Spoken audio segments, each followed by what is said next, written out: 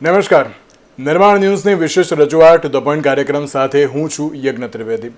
દર્શક મિત્રો, આજે ટુ ધ પોઈન્ટ કાર્યક્રમમાં વાત કરવાની છે એક અત્યંત મહત્વના મુદ્દાને લઈને કે ફરી એકવાર પ્લાસ્ટિકને લઈને જે ગુજરાત હાઈકોર્ટ દ્વારા ટકોર કરવામાં આવી છે.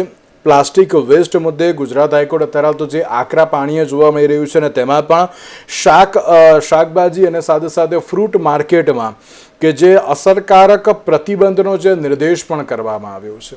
આ માત્ર કોઈ એક દિવસની બાબત નથી, પરંતુ આ પહેલાં પણ જે હાઈકોર્ટ દ્વારા એક ટકોર કરવામાં આવી હતી અને તેમના દ્વારા પણ કહેવામાં આવ્યું હતું કે અત્યારની જે પરિસ્થિતિ જોવા મળી રહી છે તેમાં આ જે યુઝ થઈ રહ્યો છે પ્લાસ્ટિકનો, તેને થોડું નિયંત્રણમાં રાખવો જરૂરી છે.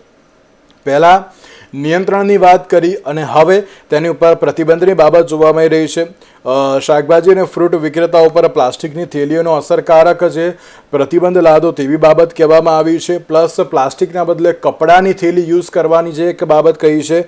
સાથે સાથે સખત પ્રતિબંધથી અત્યારે તો કપડાની થેલી તરફ લોકો આગળ વધશે, કારણ કે જ્યારે આપણે પ્લાસ્ટિકની વાત કરતા હોઈએ ત્યારે પ્લાસ્ટિક પ્રદૂષણને કારણે જે અત્યારે ગંભીર પ્રદૂષણની જે માત્રા તો જોવા મળી રહી છે ને તેના કારણે જે પર્યાવરણને પણ ખૂબ જ મોટા પ્રમાણમાં નુકસાન પણ થઈ રહ્યું છે. હવે સાથે જ્યારે હાઈકોર્ટ દ્વારા ટકોર તો કરવામાં આવી છે, સાથે અમદાવાદ મ્યુનિસિપલ કોર્પોરેશનને પણ અત્યારે તો કહેવામાં આવ્યું છે. શું અમદાવાદ મ્યુનિસિપલ કોર્પોરેશન લોકો સુધી અત્યારે તો જે કાપડની થેલીઓ પહોંચાડી શકશે કે કેમ, તે પણ એક સવાલ યથાવત જોવા મળી રહ્યો છે. પ્લસ જ્યારે પ્લાસ્ટિકની થેલીઓની વાત કરવામાં આવી છે ત્યારે પ્લાસ્ટિકની થેલીઓ પણ અત્યારે તો ઘટાડવાની બાબત કહી છે, પણ ઘણીવાર એવું થતું હોય છે કે જ્યારે આ પ્રકારનો પ્રતિબંધ લાદવાની બાબતો જોવા મળે છે, પણ તેની સાથે આ પ્રતિબંધ ક્યાં સુધી અત્યારે ચાલતો રહેશે? કારણ કે અત્યારના સમયમાં એમ કહેવાય છે કે આ માત્ર એક દિવસ, 2 દિવસ, અઠવાડિયું, 10 દિવસ સુધી, પણ પછી તો અત્યારે તો જે એમ કહેવાય ને કે ધીરે ધીરે હવે તેનો ઉપયોગ વધતો જતો હોય ને તે પ્રમાણેની પરિસ્થિતિ પણ જોવા મળતી હોય છે. તમામ મુદ્દાઓ પર ચર્ચા વિચારણા શરૂ કરીશું. ચર્ચા વિચારણા કરવા માટે અમારી સાથે જોડી ગયા છે ડૉક્ટર રોહન ઠક્કર કે જેઓ પર્યાવરણવિદ છે, અને ગરિમા જાની કે જેઓ યુથ એક્ટિવિસ્ટ છે. આ બંનેનું સૌથી પહેલાં તો સ્વાગત છે. રોહનભાઈ, શરૂઆત મારે આપનાથી કરવી છે.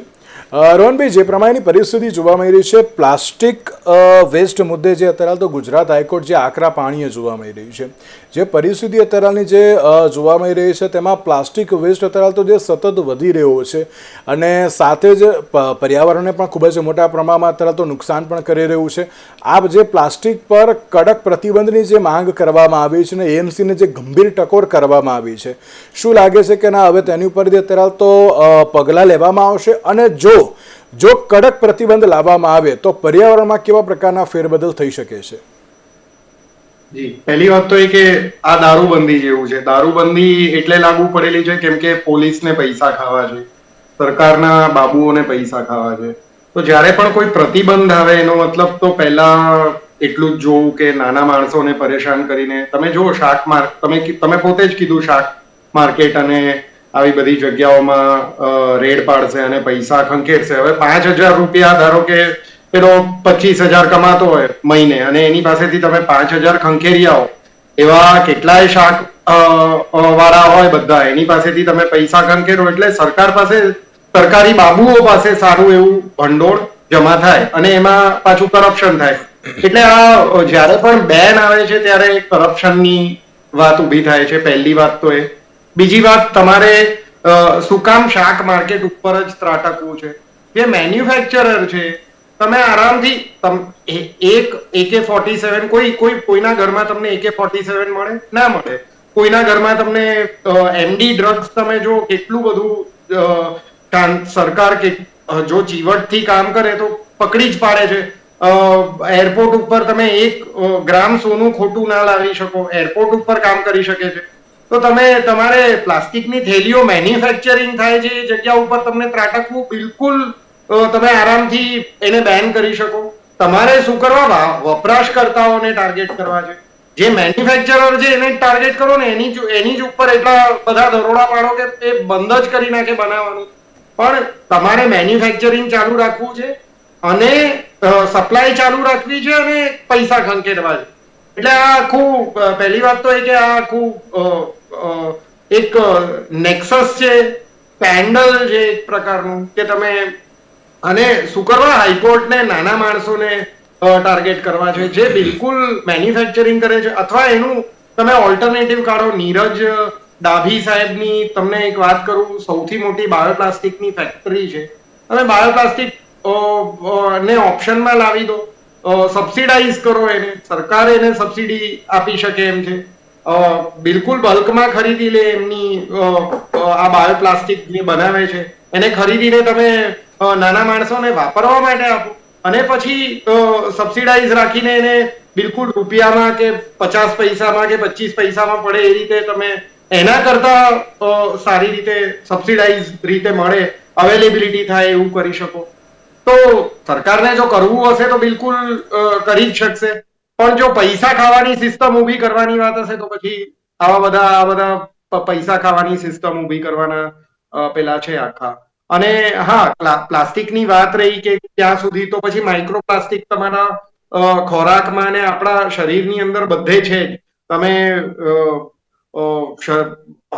શરીર અને જો ડાયસેક્શન એ રીતે કરો, કાપીને કાઢો, તો પછી કદાચ એક વાટકી જેટલું પ્લાસ્ટિક નીકળે જ કદાચ.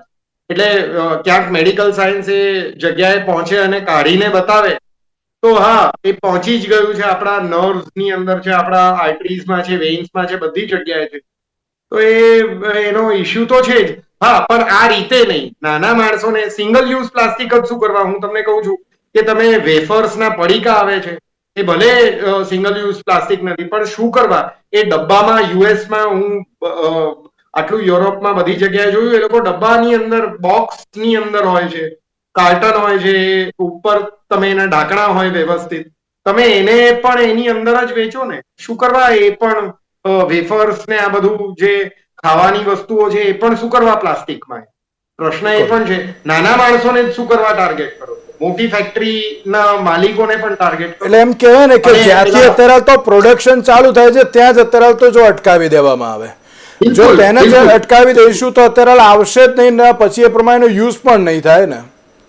હા, એટલે આ તો હાઈકોર્ટ ને કે સરકારને કશું કામ ન હોય એટલે તું ઉભું કરે ને પછી એની ઉપર પૈસા. એમને રોહનભાઈ, આ પહેલા પણ આ પ્રકારની જે પ્રતિબંધની માંગ કરવામાં આવી હતી, પછી પેલું અમુક જે વજનમાં કે અમુક જે પાર્ટિકલ્સના આધારે કંઈક પ્લાસ્ટિકની બેગ બનાવવાની એવી પણ ક્યાંક બાબત જોવા મળી હતી કે ઓછા વજન વાળી વાપરો કે એવું કંઈક આવ્યું હતું. મને એક્ઝેક્ટલી મને યાદ નથી, પણ હા, એ પણ યુઝ કરવાનું ચાલુ થયું હતું. તો તેમાં પણ અત્યારે તો પ્રદૂષણ વધી રહ્યું છે. એક એવી બાબત આવી તો પછી એટલે જો સરકારને કરવું હશે તો સરકાર મેન્યુફેક્ચરર સુધી પહોંચશે.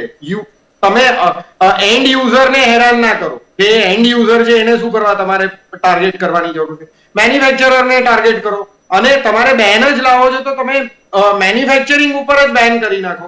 એટલે આ તો કેવું છે, પૈસા હેઠવાની, અને પછી એમાં હાઈકોર્ટ વચ્ચે આવે. હાઈકોર્ટ સરકારને નિર્દેશ આપે કે ભાઈ આને તમે કાયદો ઘડીને, અથવા હાઈકોર્ટ લો કમિશન ઓફ ઇન્ડિયાને કે ભાઈ તમે એક કાયદો ઘડો, અને તમે લો કમિશન ઓફ ઇન્ડિયા જે કેવો કાયદો ઘડીને આપે, અથવા કોઈક નવી કલમ ઉમેરી નાખે આની અંદર અમરેલા એક્ટમાં કે ભાઈ આ સિંગલ યુઝ પ્લાસ્ટિક હોવું જ ના જોઈએ, તો આખા દેશમાં જ બેન કરી નાખો. શું કરવા ગુજરાત પૂરતું કે અમદાવાદ પૂરતું? તમે આ એવો શું કરવા ઉભો કરો? આ તો કેઓટિક સિચ્યુએશન છે. કાયદો હોય તો બધી જગ્યાએ એક સરખો હોવો જોઈએ. હું મારી બૈરીને લાફો મારું અને બંગાળમાં બૈરીને લાફો મારવાની છુટ્ટી છે એવું શું કરું? બધી જગ્યાએ બૈરીને લાફો મારી જ ના શકાય એવું હોવું જોઈએ. બિલકુલ બિલકુલ બિલકુલ. બરાબર. ગરિમાજી, એક સૌથી મહત્વનો બાબત એ કે અત્યારે તો નો પ્લાસ્ટિક યુઝ એ પ્રમાણેનું જે કેમ્પેન અત્યારે તો જે જોવા મળતા હોય છે, અને સાથે જ જ્યારે પ્લાસ્ટિકના બદલે હવે કપડાની થેલીની પ્રથાની પણ બાબત જે કહેવામાં આવી છે, શું લાગી રહ્યું છે કે ને તે અત્યારે તો એન્ડ યુઝર્સ સુધી વાત પહોંચશે, અને પહોંચાડવી અત્યારના સમયમાં કેટલી જરૂરી છે? ગરિમાજી, સૌથી પહેલા આપ અનમ્યુટ કરજો પ્લીઝ, અનમ્યુટ કરજો. જી. તો હું એક વસ્તુ કહીશ કે આપણે અગર જો 20,000નો ફોન ખિસ્સામાં રાખીને ફરી શકતા હોય તો એક 20 રૂપિયાની માર્કેટમાં થેલી, અથવા આપણે ઘરે કપડાની પણ થેલી બનાવી શકીએ. તો એ લઈને ફરવામાં શું વાંધો છે? બીજી વસ્તુ એ કે જ્યાં સુધી હાઈકોર્ટ કે કોઈ ગવર્મેન્ટ વચ્ચે ઇન્ટરફિયરન્સ ના કરે ત્યાં સુધી આપણા ઇન્સ્ટિંક્ટ પણ આપણને કહેતા છે we are very well aware as a human beings કે આપણે આ કરવું જોઈએ ને આપણે આ ન કરવું જોઈએ, પણ તે છતાં આપણે આપણી કન્વિનિયન્સ માટે ખાલી 5 સેકન્ડની કન્વિનિયન્સ પૂરતું આપણે આપણી ફ્યુચર જનરેશન જે એક્ઝિસ્ટિંગ જનરેશન છે આ ફ્યુચર જનરેશનને થ્રેટમાં નાખી રહી છે. સો હું એક જ વસ્તુ કહીશ કે there are so many local NGOs જે કોલેબરેટ કરવા માંગે છે અને એ કરવા પણ રેડી છે. તો વેન્ડર્સ સાથે અગર આપણે કપડાની થેલી એ લોકોને આપી દઈએ અને જેમ ડીમાર્ટે સ્ટાર્ટ કર્યું હતું ઇફ યુ રિમેમ્બર કે પ્લાસ્ટિકની થેલી બેન કરીને, તો ત્યારથી લોકો ઘરેથી થેલી લઈ જવા માંડ્યા ત્યાં શોપિંગ કરવા માટે. સો સેમ વસ્તુ જો એ એપ્લાય કરી દેવામાં આવે તો લોકો અગર ભૂલી પણ જાય છે તો વેન્ડર્સ પાસે કપડાની થેલી હશે તો એ ખરીદીને લેશે અને બીજી વારે જ્યારે જશે શોપિંગ માટે ત્યારે એમને યાદ આવશે કે આ થેલી મારે લેવાની છે, so that I don't purchase plastic કે એનીથિંગ. ત્રીજી વસ્તુ કે એક બેગ છે માર્કેટમાં જે લાગે તો છે કપડાની પણ ઇટ ઇઝ પ્લાસ્ટિક એમ. તો કેટલી બધી જગ્યાએ ગ્રીન વોશિંગ થઈ રહ્યું છે આ રીતે, જે સ્ટોપ કરવાની જરૂર છે. તો બેઝિક રૂટમાંથી આ વસ્તુ જ્યારે ઉખાડવામાં આવશે ત્યારે ઇટ વિલ ઇરિડિકેટ કમ્પ્લીટલી. ત્યાં સુધી જો આ ઉપરથી એમ કહેશે ને કે થેલી બંધ કરો આ કરો તો એ નથી થવાનું. ઇટ ઇઝ ઇન્સ્ટિંક્ટ કે જે અંદરથી માણસને થવું જોઈએ કે આ ખોટું થઈ રહ્યું છે ને I need to stop it. અને અમુક લોકો ખાલી બસ થેલી ખરીદવા માટે ભેગી કરતા હોય છે, પછી એ ક્યાં જતી રહે છે એ 5 સેકન્ડની આપણી કન્વિનિયન્સ એ 500 યર્સમાં કન્વર્ટ થઈ જશે. We don't realise that. તો યસ, મારું એ જ કેવું છે કે આપણે ઘણી બધી રીતે આ મેસેજ પહોંચાડી શકીએ છીએ, but it's on government also કે એ સ્ટ્રિક્ટ રૂલ્સના થ્રુ કે પછી by creating a practical scenario જે લોકોને ખબર પડે એવી રીતે ઇમ્પ્લિમેન્ટ કરવા માંગે તો છે. લોકોને અવેર પણ એટલા જ કરવા બહુ જરૂરી છે ને આ બાબતે. તો ડેફિનેટલી. અને આઈ થિંક હવે તો કેટલા NGOs છે જે આવી રીતે નાટક, શેરી નાટક બધું કરીને સમજાવે છે, પણ હું એ જ વસ્તુ ગુજરાતી માણસને અંતર્મન નહીં કે ને ત્યાં સુધી એ વસ્તુ, અને અંતર્મન કે છે ને તો પણ એ સેમ વસ્તુ આવે છે we are very well aware as a humans, પણ આપણે એ વસ્તુ કરવી નથી. બસ થેલી આપી દો ને હું ભૂલી ગઈ એવી રીતે આપણે થેલીમાં જ. અને મેં તો કેટલા લોકોને જોયા છે કે બેગ લઈ જાય છે કપડાની પણ એમાં શાકભાજી પ્લાસ્ટિકની થેલીમાં જ પાછા લાવે છે. સો એ સ્ટોપ થવું જોઈએ. એ એક પેટર્ન છે, સાયકલ છે, એ બ્રેક થશે ને ત્યારે જ આ વસ્તુ બંધ થશે કમ્પ્લીટલી. અને મને એક બાબત કહેતા બહુ આમ જે સારી એવી લાગે છે, કારણ કે અત્યારે યુથ ઘણું આગળ આવ્યું છે. જ્યારે પ્લાસ્ટિક યુઝની જે બાબત જો અત્યારે જોવા મળતી હોય અને સે નો ટુ પ્લાસ્ટિક યુઝ એ પ્રમાણે અત્યારે તો કેમ્પેન્સ પણ ઘણા બધા જોવા મળી રહ્યા છે. યુથ એક્ટિવિસ્ટ જે પ્રમાણે જે સામે આવ્યા છે, પ્લસ મને એક જે યાદ છે અમદાવાદ શેપર્સ કરીને ધરાવતો જે આખું ગ્રુપ છે એમણે પણ હમણાં જે પ્લાસ્ટિકને લઈને જે કાર્ય કર્યું હતું કે ના અત્યારે તો તમારે યુઝ ન કરવું જોઈએ, જો કરતા હોય તો તેને કેવી રીતે સ્ટોપ કરવું જોઈએ, તમે એના ઓપ્શનમાં અત્યારે તો શું રાખી શકો છો, એ બધું અત્યારે તો જે અવેરનેસની બાબતો જોવા મળી. પણ તેની સાથે હું તો ફરી એકવાર આ માધ્યમથી હું કહેવા માંગીશ કે જે પ્રમાણે અમદાવાદ શેપર્સ તો આગળ આવ્યું પણ તેની સાથે સાથે અન્ય ગ્રુપ્સ પણ આગળ આવે, ઘણા બધા યુથ એક્ટિવિસ્ટ પણ આગળ આવે, તે બાબતને લઈને અત્યારે તો દરેક લોકોને સમજાવે એ પણ બહુ જરૂરી બની ગયું છે. રોહનભાઈ, ગ્રુપ્સ આગળ આવ્યા, NGOs અત્યારે તો આગળ આવ્યા, પણ તેની સાથે અવેરનેસ અત્યારે લોકોમાં જ હોવી એ બહુ જરૂરી છે, તેવું નથી લાગતું? એટલે મારો થોડુંક જુદી રીતે વિચારું છું. હું થોડોક સરમુખત્યારશાહીમાં માનનારો છું. તમે જુઓ 2000ની નોટ 500ની નોટો બંધ કરવાની હતી, એક રાતમાં બંધ થઈ ગઈ. બિલકુલ બરાબર. તો 500ની નોટ એમને બંધ કરવી છે, એક રાતમાં બંધ થઈ ગઈ. ક્યાં તમારે એ જગાડવા નીકળ્યા હતા કે જાગો જાગો જાગો જાગો 500ની નોટ બંધ કરવાના? એક રાતમાં બંધ થઈ, બસ સિમ્પલ. અને લાઈનમાં ઉભા રહી જશે. આ તો આપણી પ્રજા તો ઘેટા બકરા જેવી છે, બિલકુલ લાઈનમાં ઉભી રહી જશે અને એને એ તો કપડાની બેગ બીજા દિવસથી ચાલુ કરી નાખશે વાપર. તમારી પાસે સરકાર છે, તમે બધી જગ્યાએ તમે મ્યુનિસિપલ કોર્પોરેશન થી લઈને તમે પ્રેસિડેન્ટ ઓફ ઇન્ડિયા સુધી બીજેપી છે, તમે એકવાર ફેસલો તો લો. માણસો તો બિલકુલ તૈયાર જ બેઠા છે, કોઈ જગાડવાની જરૂર નથી. જો મારે સિંહ બચાવવો હોય તો મારે એનડીટીવી નું એક કેમ્પેન હતું કે સેવ ધ ટાઈગર કેમ્પેન.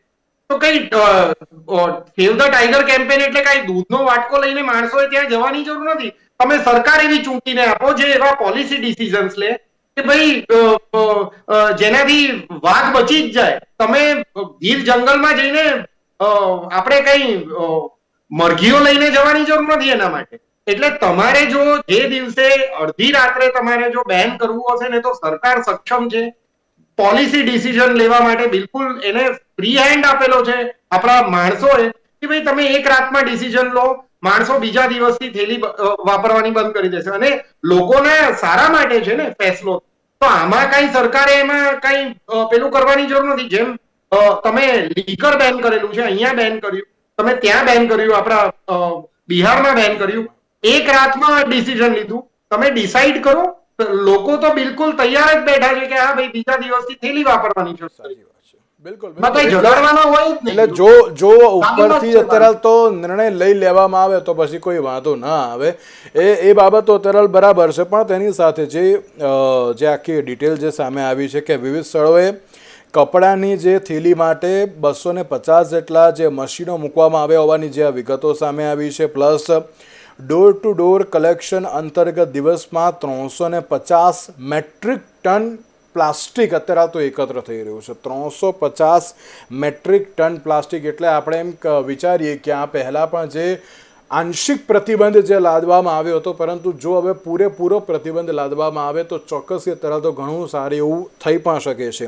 અને જે પ્રમાણે પર્યાવરણની જાગૃતિ માટે પણ 2400થી વધુ અત્યારે તો જે કાર્યક્રમ પણ અત્યારે કરવામાં આવ્યા. પણ આ કાર્યક્રમ એ માત્ર એવું નહીં કે સ્ટેજ ઉપરથી બોલી દીધું કે ના આ પ્રમાણેનું કરવું જરૂરી છે, પણ લોકોને એમની પોતાની રોજિંદી લાઈફમાં અત્યારે ખબર પડે કે ના આ વસ્તુ આમાં અહીંયા યુઝ કરવાનું છે, આ કરવાનું છે, તેના માટે પણ અવેરનેસ લાવવી એ બહુ જરૂરી છે. ગરિમાજી, આપ તેના માટે પણ શું કહેશો?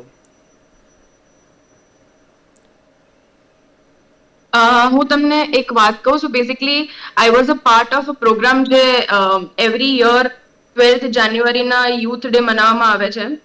એમાં I was a mentor for the steering India toward the sustainable future. તો હું એ ચોક્કસ રીતે કહી શકીશ કે જે મિનિસ્ટ્રી ઓફ યુથ અફેર્સ છે એ ઘણી ઇન્વોલ્વડ છે આ બધામાં, જે એમને યુથને ઊભા કરવાના છે એક નવી જાગૃતતા ફેલાવવા માટે લોકોમાં. તો ત્યાં લોકો અલગ અલગ દેશમાંથી, અલગ અલગ સ્ટેટ્સમાંથી દેર આર ધ ટીમ્સ જે પાર્ટિસિપન્ટ્સ આવે છે અને ધે બ્રિંગ ન્યૂ આઈડિયાઝ. અને એ ન્યૂ આઈડિયાઝ જો અગર સિલેક્ટ થઈ જાય તો એના ઉપર પોલિસીઝ બનાવવામાં આવે છે. એન્ડ વિચ ઇઝ સમથિંગ કે જે મને લાગે છે આગળ જતા બહુ મોટો ઇમ્પેક્ટ ક્રિએટ કરી શકશે on the upcoming youth. Because જે રીતના લોકો અવેર છે, ટુડેઝ જનરેશન જેટલી અવેરનેસ છે લોકોમાં ને જેટલા સહજતાથી એ લોકો આગળ વધી રહ્યા છે, આઈ ફીલ કે definitely we are going to C જે વિઝન છે 2047 વિકસિત ભારત. તો મને લાગી રહ્યું છે કે we are moving towards that vision, but definitely it always comes with awareness and something that practice. તો અગર પ્રેક્ટિસ કરતા રહેશું એ જ વસ્તુ, sometimes imposing પણ એક રિએક્શન, ઓપોઝિટ રિએક્શન ઊભું કરતું હોય છે.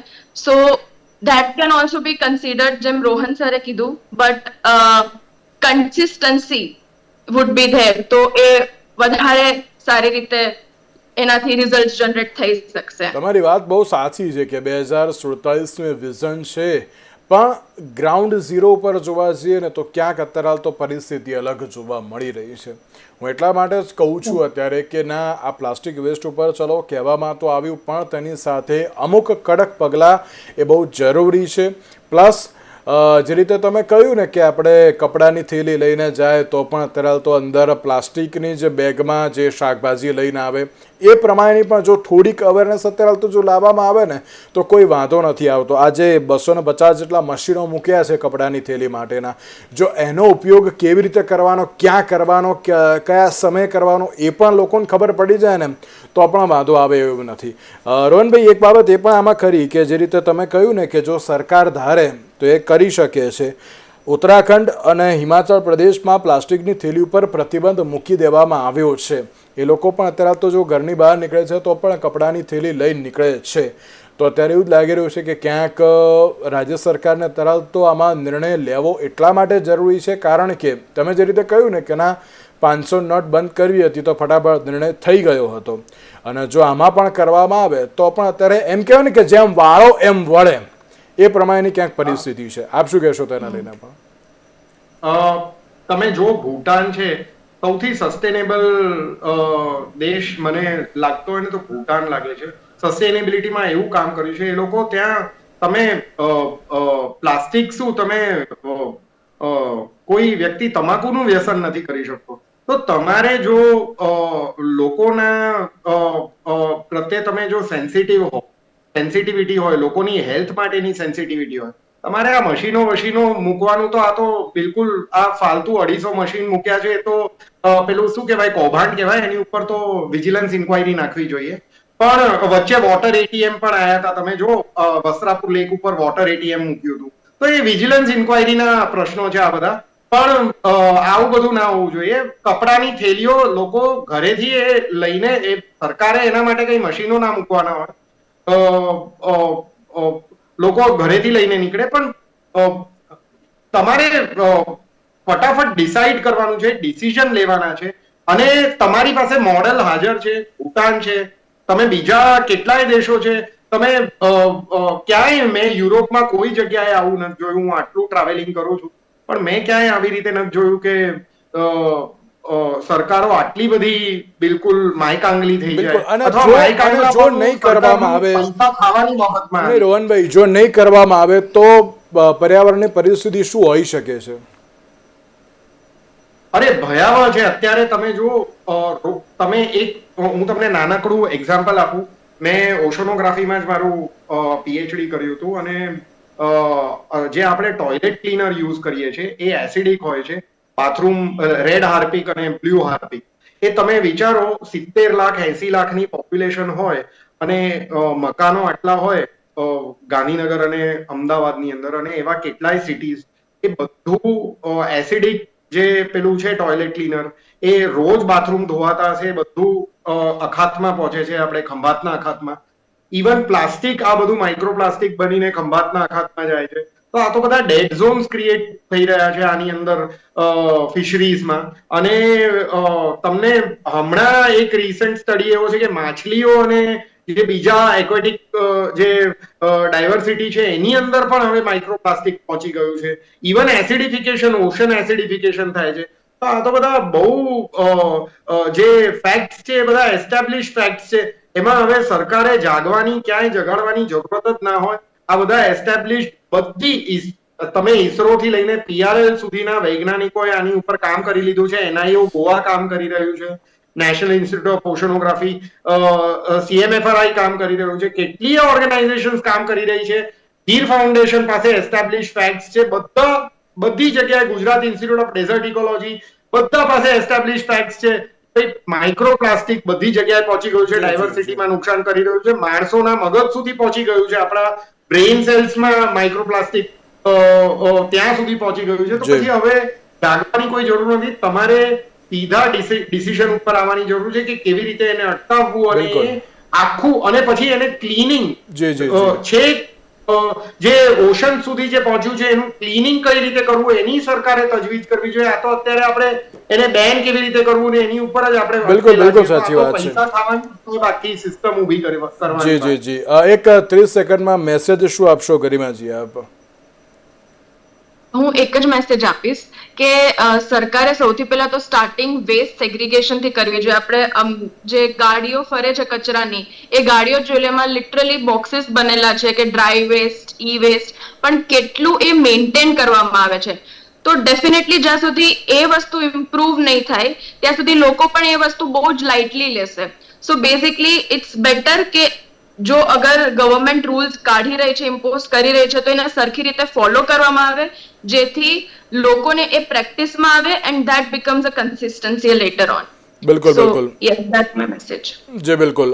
ગરિમાજી અને રોહનભાઈ, આ બંનેનો આભાર અમારી સાથે આ ચર્ચા વિચારણામાં જોડાવા માટે. દર્શક મિત્રો, અવેરનેસ અત્યારે દરેક લોકો ફેલાવી રહ્યા છે, ગ્રુપ્સ પણ આવ્યા છે, NGOs પણ અત્યારે તો જે સામે આવ્યા છે, પણ તેની સાથે દરેક લોકોએ સમજી વિચારીને અત્યારે તો જે યુઝ કરવો બહુ જરૂરી છે. અને આ બધી બાબતો અત્યારે તો હાઈકોર્ટને કહેવી એ જરૂર ના પડે, આપણી પોતાની જવાબદારી બને છે અને એ પ્રમાણે યુઝ કરવું પણ બહુ જરૂરી છે. આગામી સમયમાં હવે કેવી રીતના પગલાં લે છે તે તો આવનારો સમય જ બતાવશે. આજના વિશેષ કાર્યક્રમમાં મને આપશો. નમસ્કાર.